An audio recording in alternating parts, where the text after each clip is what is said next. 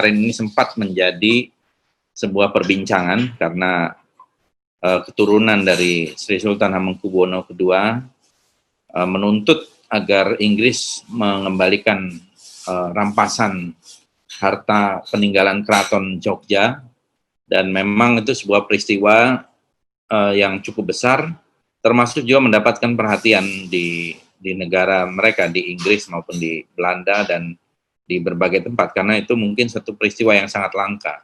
Bagaimana terjadi sebuah perampokan yang besar-besaran gitu di dalam sebuah proses. Itu tidak hanya yang bersifat material, tapi juga yang maksudnya yang tangible maupun yang intangible. Dan saya kira ini adalah sebuah memang yang hal yang memang perlu dilakukan, apa tindak lanjutnya. Karena itu ketika pada bulan Juli kalau tidak salah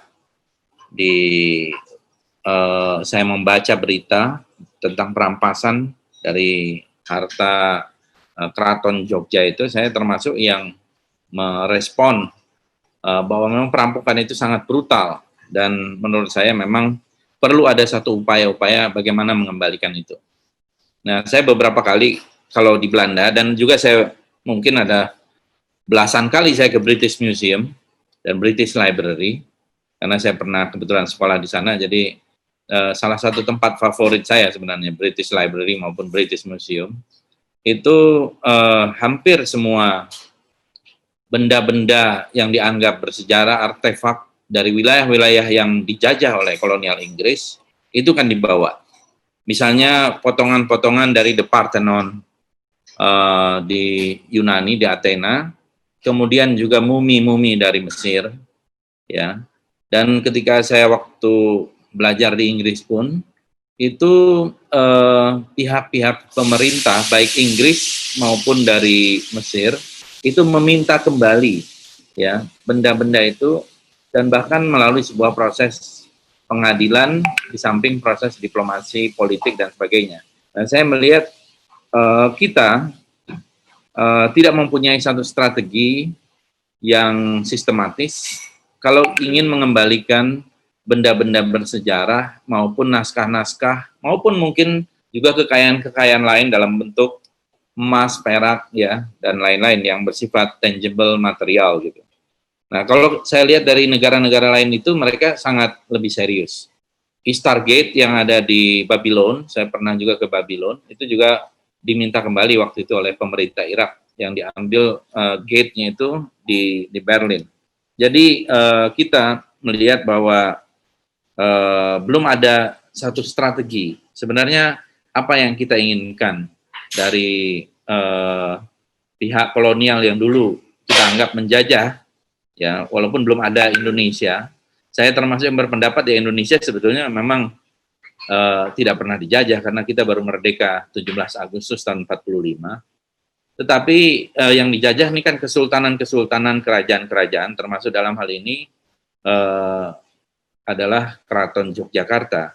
Dan sosok Sultan Hamengkubuwono II ini menurut saya adalah sosok yang menarik, ya, karena bersentuhan dengan peristiwa-peristiwa besar di tanah Jawa, termasuk pergantian-pergantian kolonial yang masuk dari Belanda, Hindia Belanda, berada juga di satu era ketika VOC mengalami kebangkrutan dan memasuki masa Hindia Belanda, kemudian masuk masa yang sangat singkat dari Herman Willem Daendels, ya, 1808-1811, yang waktu itu di bawah Napoleon tentu karena sudah dikuasai oleh Napoleon. Jadi ini adalah satu masa-masa yang cukup unik, ya. Ditambah kemudian penjajahan atau pendudukan kolonial Inggris tahun 1811-1816. Dan menurut riwayatnya Sultan HB2 juga seorang sosok yang dianggap non kooperasi gitu ya, orang yang tidak mau bekerja sama dengan pemerintah kolonial ketika itu, baik pada masa kan ada 3 kali masa-masa beliau ini HB2 ini menjadi atau memerintah 1792-1810. Ini juga periode yang menarik karena ini periode transisi dari VOC pada pemerintahan Hindia Belanda. 1811, 1812 tentu mengalami di masa akhir dari Dandos. 1826, 1828 ini adalah masa ketika terjadi Perang Jawa, Pangeran Diponegoro. Jadi ini adalah masa-masa yang unik dan kita bisa melihat seorang sosok Sultan HB2, penyikapan dan keberpihakannya ketika itu. Dan saya bisa menyimpulkan, ya walaupun ini harus melalui satu riset yang lebih jauh lagi, yang lebih dalam lagi, sejauh yang kita baca dari berbagai literatur yang masih sangat terbatas, bahwa Sultan HP2 adalah sosok yang sangat tidak mau bekerja sama dengan kolonial dan bahkan dianggap sebagai musuh bagi Belanda, bagi Inggris, ya.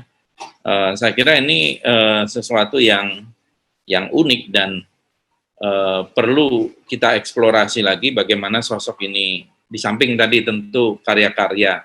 Biasanya kan di zaman itu memang raja dan para bangsawan itu juga memang mempelajari sastra dan melahirkan karya-karya sastra yang dianggap sezaman dengan itu.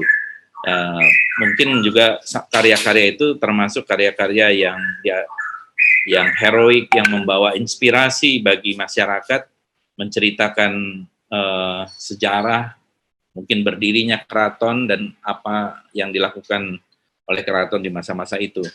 Nah, termasuk mungkin karya Serat Suluk, Surya Raja atau Suryo Rojo itu, yang merupakan karya pustaka yang menjadi sebuah pusaka di Keraton Yogyakarta. Kemudian saya kira ini yang perlu dieksplorasi, sebuah peristiwa sebagai entry point masuk, peristiwa perampokan atau penjarahan dan juga sebuah peristiwa, bukan hanya peristiwa politik tetapi juga peristiwa kebudayaan. Karena menurut data-data itu memang cukup banyak naskah yang diambil, ya. Kitab, naskah, pusaka, keris, pedang, ya, di samping uang gitu ya. Dan manuskrip-manuskrip yang tangible dan intangible tadi.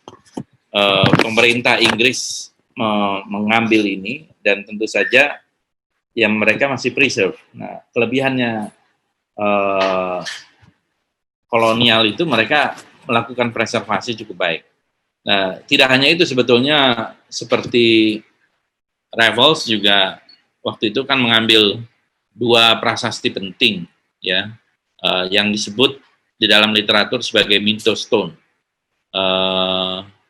Kalau di kita disebutnya prasasti yang ada air langga itu, kemudian juga satu dibawa ke Kalkuta, diserahkan kepada Lord Minto, satu lagi dibawa ke Skotlandia, ya, yang sekarang dua-duanya tuh, dua prasasti itu sebagai hadiah kepada Lord Minto di Inggris, kemudian satu tetap tinggal di Kalkuta. Saya pernah tanya kepada Menteri Luar Negeri dan juga kepada pemerintah Wakil Presiden India waktu saya kunjungan tahun 2015, Sangguran, ya, prasasti Sangguran, saya ingat namanya itu, untuk bisa mengembalikan itu. Sebenarnya bagi pihak mereka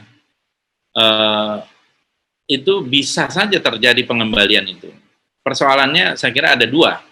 Pertama, kita tidak pernah meminta secara resmi dan secara serius agar ada pengembalian naskah-naskah maupun benda-benda bersejarah, benda-benda pusaka dari negara-negara kolonial ini, baik dari Inggris maupun dari Belanda. Yang kedua, persoalannya adalah ketika kalau itu pun dikembalikan, di mana kita akan meletakkan itu?